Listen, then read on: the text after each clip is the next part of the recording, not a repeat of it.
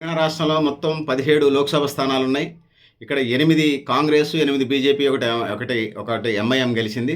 So, ఆహ్, చూద్దాం నియోజకవర్గాల వారీగా. నల్గొండ పార్లమెంట్‌కొచ్చినప్పుడు ఇక్కడ విజేత ఆహ్, క కందూరు కుందూరు జానారెడ్డి కొడుకు కుందూరు రఘువీర్ రెడ్డి కాంగ్రెస్ పార్టీ తరపున గెలిచాడు.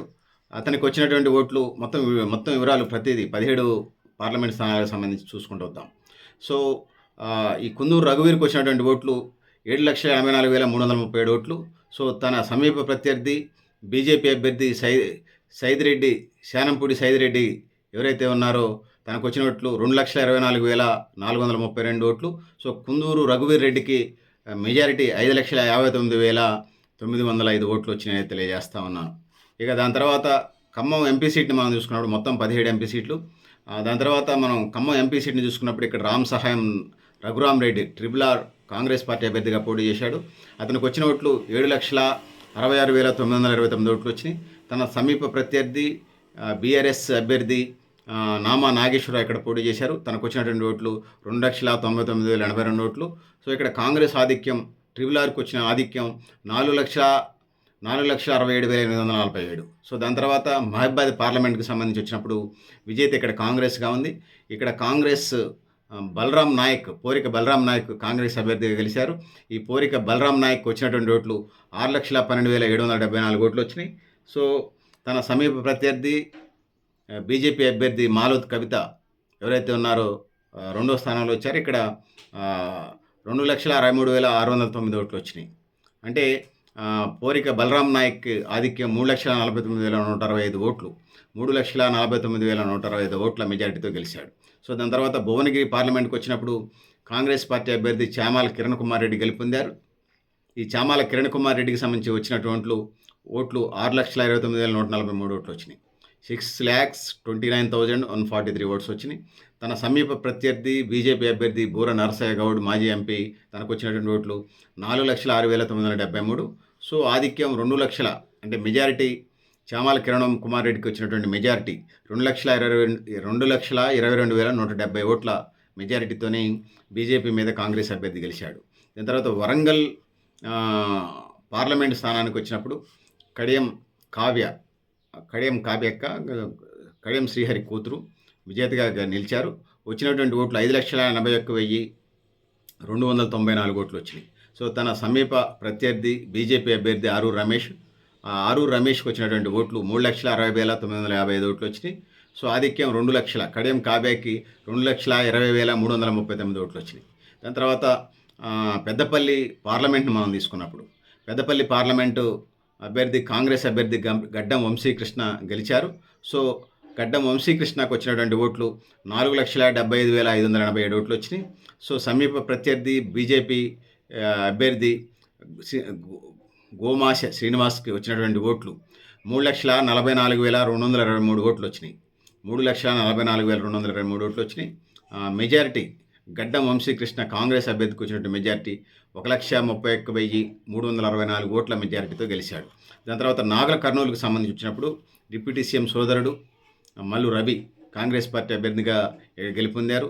అతనికి వచ్చినటువంటి ఓట్లు 4,65,072 ఓట్లు వచ్చినాయి. సో, సమీప ప్రత్యర్థి బీజేపీ అభ్యర్థి పోతుగంటి భరత్ ప్రసాద్కి ఇక్కడ రెండో స్థానం దక్కింది. ఇతనికి వచ్చినటువంటి ఓట్లు 3,70,658 ఓట్లు వచ్చినాయి. మళ్ళీ చెప్తాను, 3,70,658 ఓట్లు వచ్చినాయి.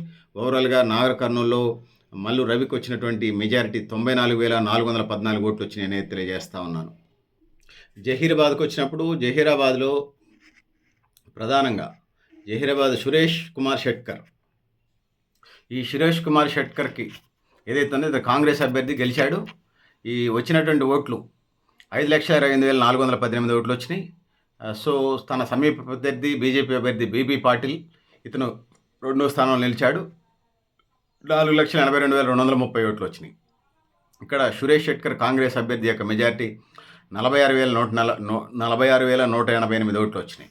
సో, దాని తర్వాత ప్రముఖ ఉద్యమ నాయకుడు, తెలంగాణ మలిదశ ఉద్యమకారుడు, మల్కాజ్గిరి పార్లమెంటు సభ్యుడు, బీజేపీలో ప్రముఖ నాయకుడు ఈటెల రాజేందర్ భారతీయ జనతా పార్టీ తరఫున మల్కాజ్గిరి స్థానంలో గెలుపొందారు.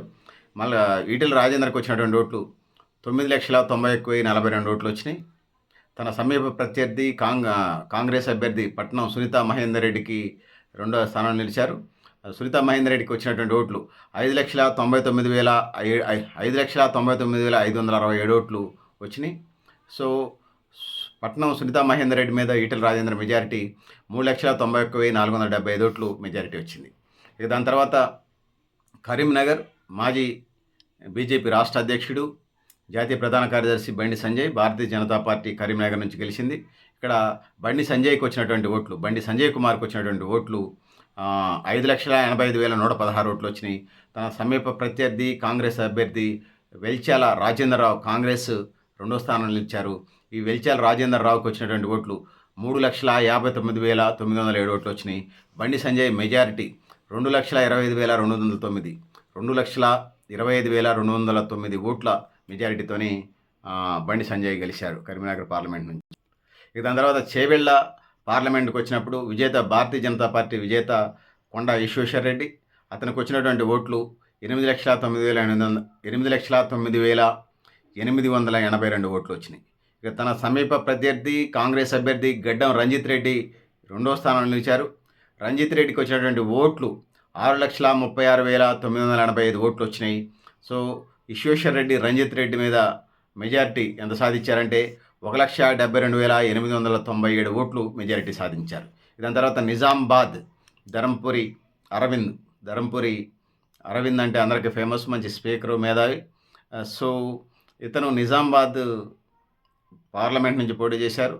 నిజామాబాద్ పార్లమెంట్లో వచ్చినటువంటి ఓట్లు 5,92,318 ఓట్లు బండి సంజయ్కి వచ్చినాయి, గెలిచాడు ఇతను.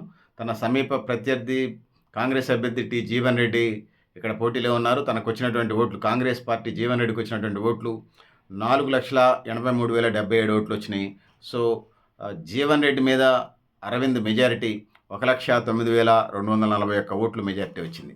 దాని తర్వాత ఆదిలాబాద్ ఎంపీ స్థానాన్ని మనం చూసుకున్నప్పుడు గూడెం నగేష్ బీజేపీ గెలిచింది. ఇక్కడ ఇతనికి గూడెం నగేష్కి వచ్చినటువంటి ఓట్లు 5,68,168 ఓట్లు వచ్చినాయి. తన సమీప ప్రత్యర్థి కాంగ్రెస్ అభ్యర్థి ఆత్రం సుగుణ ఇక్కడ రెండో స్థానంలో నిలిచారు. సో ఆత్రం సుగుణకు వచ్చినటువంటి ఓట్లు 4,77,516 ఓట్లు వచ్చినాయి. సో ఆధిక్యం 90,000, కాంగ్రెస్ మీద బీజేపీ ఆధిక్యం 90,652 ఓట్లు బీజేపీ గెలిచింది ఆదిలాబాద్ నుంచి.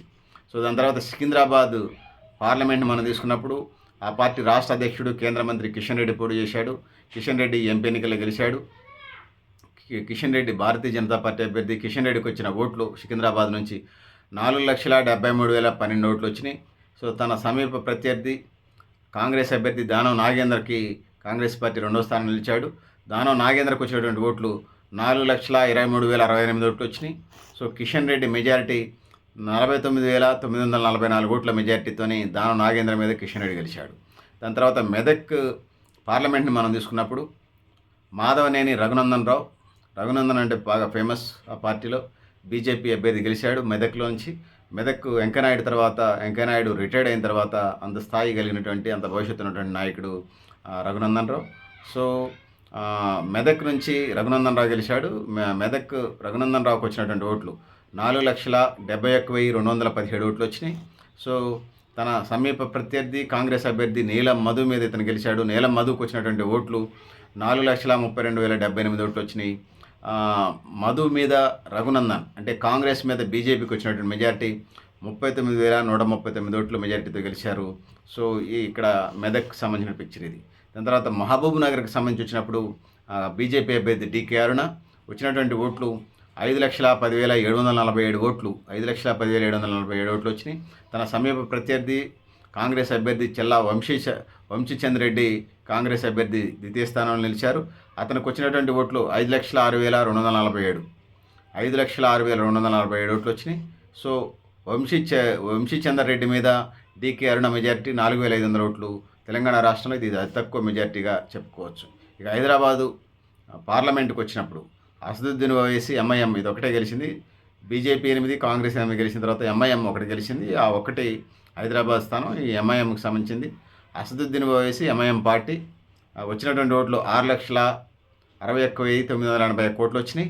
తన సమీప ప్రత్యర్థి బీజేపీ అభ్యర్థి కొంపెల్ల మాధవీలత ద్వితీయ స్థానంలో నిలిచారు. రెండో స్థానంలో తనకు వచ్చినటువంటి ఓట్లు 3,23,894 ఓట్లు.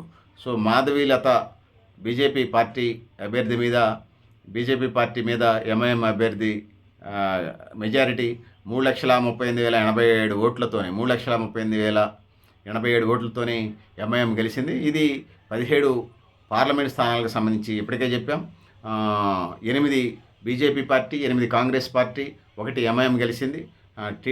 బీఆర్ఎస్ పార్టీ మొన్నదాకా ముఖ్యమంత్రి చేసినటువంటి బీఆర్ఎస్ పార్టీ అది రాష్ట్రంలో తెలంగాణ రాష్ట్రంలో అధికారం ఉండే బీఆర్ఎస్ పార్టీ ప్రధానంగా 2 చోట్లనే మనకి ద్వితీయ స్థానంలో ఉన్నట్టుగా కనపడుతోంది. మిగిలిన 17 15 స్థానాల్లో దాదాపుగా 3 స్థానానికి వెళ్ళినట్టుగా కనపడుతోంది. రాజకీయాల్లో ఏం జరుగుతుందో ఇంకా మరింత డెప్త్గా అధ్యయనం చేయాల్సిన పరిస్థితి ఉన్నది. సో మీరు కూడా మీ అభిప్రాయాన్ని కామెంట్ బాక్స్లో నేను తెలియజేస్తున్నాను. నేను గరిడే ప్రశ్నించాను న్యూ లక్ష్య ఆర్గనైజేషన్.